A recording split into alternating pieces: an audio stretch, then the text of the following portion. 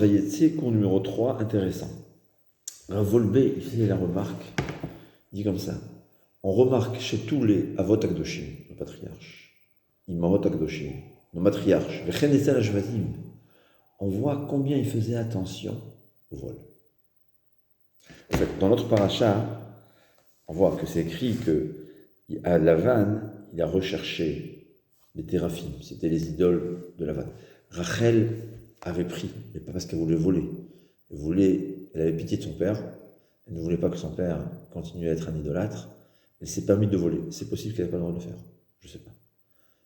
D'ailleurs, comme elle a été maudite, c'est pour cela qu'elle est niftera. D'ailleurs, c'est écrit que c'est la raison pour laquelle que Yaakov Avinu, quand il a entendu que Yosef a disparu, il n'a maudit personne. Il avait compris qu'il y a des erreurs à ne pas refaire. Très intéressant.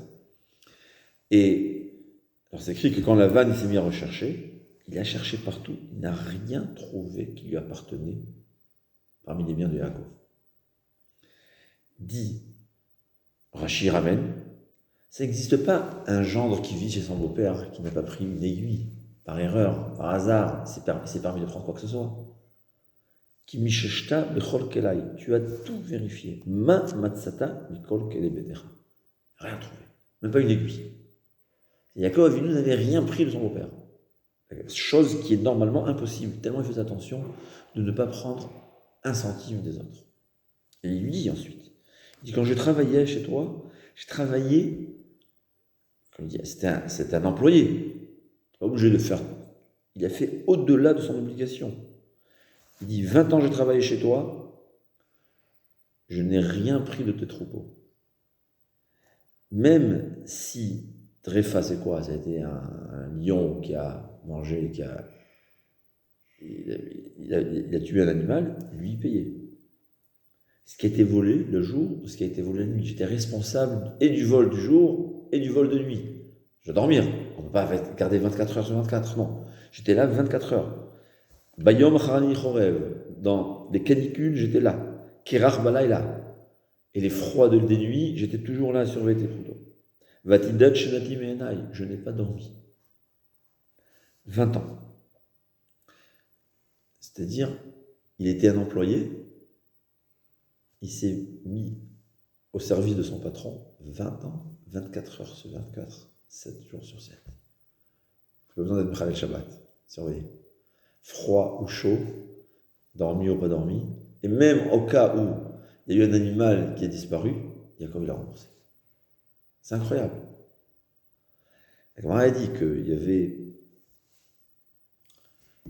j'ai oublié son nom, que quand il travaillait dans le temps, peut-être aujourd'hui c'est différent, parce qu'aujourd'hui, la chot po'alim, c'est selon le standard, surtout quand il y a des lois qui permettent.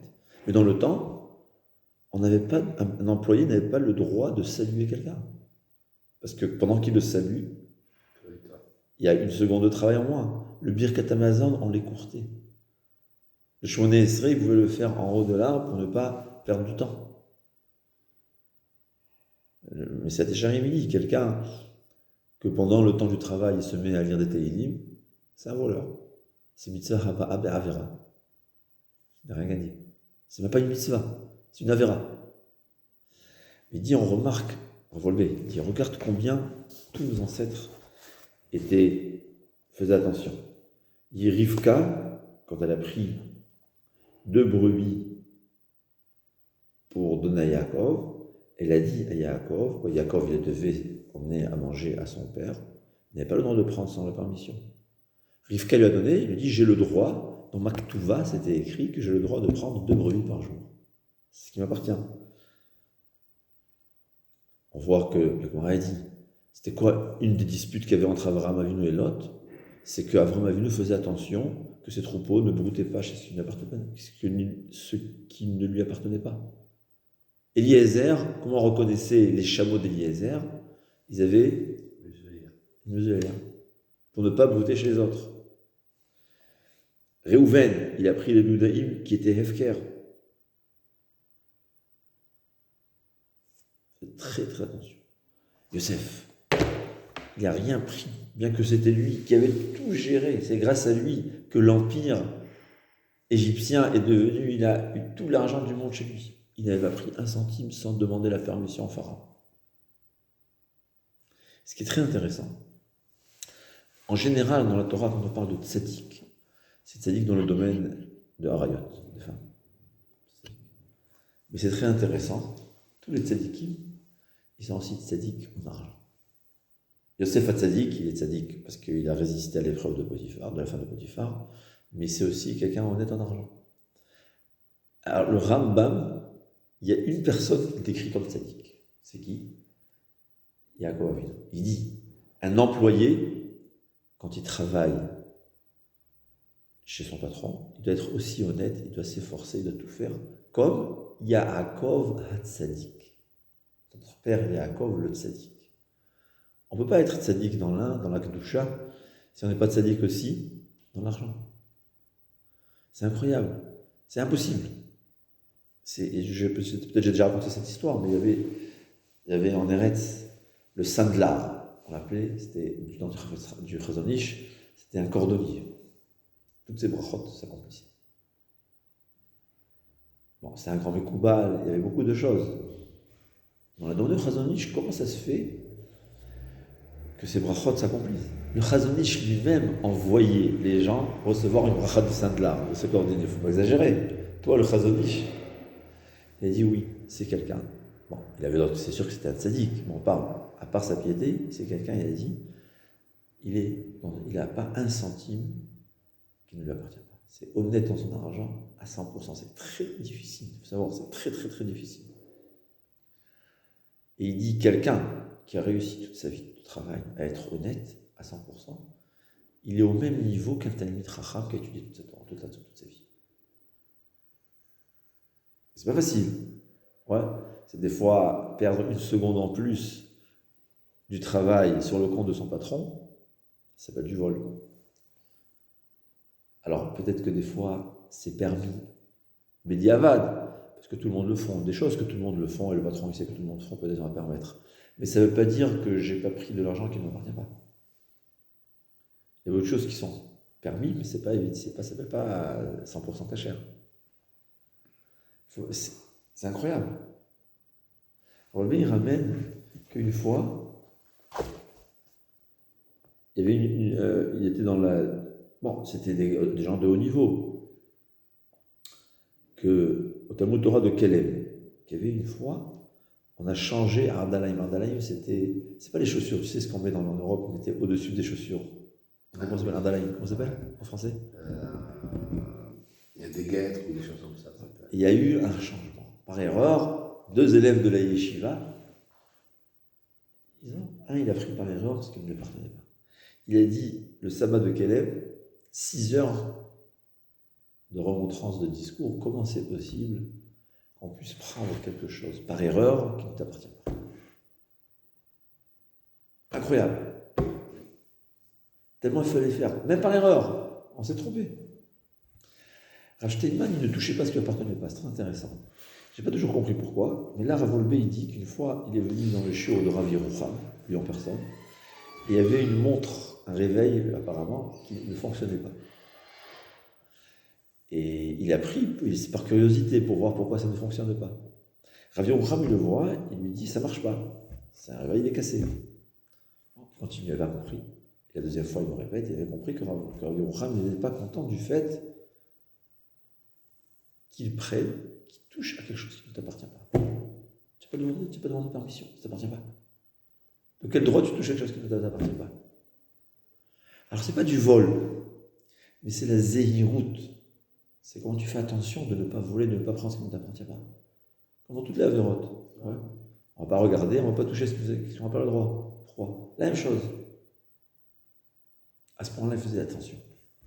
C'est ce qu'on voit. Un tzaddik ne peut pas être tzaddik s'il n'est pas propre à 100% d'argent. Vous faisait tous les yeshivot qui ont réussi. C'est des yeshivot qui faisaient très attention à leur argent, que l'argent ne soit pas cher. Les gens s'imaginent, ouais, pour une yeshiva, on va prendre de l'argent qui n'est pas pas cher. Il n'y a rien de pire. Rien de pire. C'est mitzvah, à part que c'est un sourd. Il n'y a rien de pire. Et moi, elle dit, quand on fait une mitzvah avec du vol, c'est encore pire. Pourquoi? Il y a quelqu'un, il a volé l'habit du roi. Ouais. Il le porte dans les îles à 2000 km du roi ou à 10 000 km, bon, c'est grave, il a volé. Mais celui qui vole l'habit du roi, il le porte quand il va se rencontrer avec le roi. Qu'est-ce que tu penses de cette personne? Il disait la même chose, quand quelqu'un fait une mitzvah avec de l'argent volé, c'est encore pire. Il vient devant Akadosh Baruch Hu avec de l'argent faute, il dit, je lui amène Akadosh Baruch Hu de l'argent. J'ai pas honte, je suis pas gêné, c'est pas ça. Les gens ne pensent pas en tout ça. C'est pas rien que ça, c'est que ça réussit pas. À long terme, ça ne peut pas réussir. On ne peut pas réussir quand quelque chose n'est pas 100% cher. Surtout quand on va enseigner la Torah. C'est impossible. Les Gdolim faisaient très attention que même dans les yeshivot, faire attention que l'argent soit pas cher. Alors, il y a qui le permettent, mais c'est pas ce que la Torah veut. Le tzara, il existe partout. Il faut savoir. Tzaddik, on ne peut pas être tzaddik si on a un centime qui ne nous appartient pas. C'est pour ça que ça fait peur. Même le plus grand des tzaddikim, s'il doit un centime, il ne peut pas rentrer au Gan Eden, jusqu'à qu'il va réparer. Ça fait peur. Mais il y avait une fois, Rav Mordechai Eliyahu, il avait donné un cours, il avait parlé un des grands Mekoubalim qu'il avait connu dans sa jeunesse, quoi. Et tout d'un coup, un de ceux qui l'écoutent, il dit, Rav, c'était mon voisin, je le connais très bien. Il dit, ah bon, ouais, il lui raconte un peu, il lui dit, tu sais, avant sa mort, je lui ai prêté de l'argent. Il m'a même écrit un shtar. Un shtar, ça veut dire une lettre de redevance, comme quoi il me doit de l'argent. Bon, il lui a dit quoi? Il a dit, emmène-moi ce shtar. Il amène, il lui a dit, déchire-le, dis que tu es mochel, dis explicitement, je suis mochel, je pardonne l'argent qu'il me doit. Et c'est comme ça qu'il a fait. Le lendemain, la femme, alors je ne me rappelle pas c'était qui, elle vient raconter une histoire à Mordechai Eliyahu. Que ce Mekoubal-là, il lui vient en rêve et lui dit, va dire à Mordechai Eliyahu, merci beaucoup pour ce qu'il m'a fait, je ne pouvais pas rentrer dans ma part dans ma Eden. C'est un tzaddik gamour. Un des grands Mekoubalim, si Mordechai Eliyahu le considère comme son rave, ça doit être quelqu'un de très grand. C'est un grand tzaddik. Il avait une dette de je ne sais pas combien de... Ça doit être aujourd'hui une centaine d'euros, pas plus. On ne peut pas rentrer sale. C'est incroyable, ça fait peur. On peut s'imaginer combien d'histoires contemporaines, dans les 10 dernières années, que je ne me rappelle pas, mais on l'a lu tellement, des gens qui reviennent en rêve. Je dois tel et tel argent, parce qu'ils ne sont pas tranquilles. Alors quand quelqu'un, malheureusement, il ne fait pas attention au vol, il a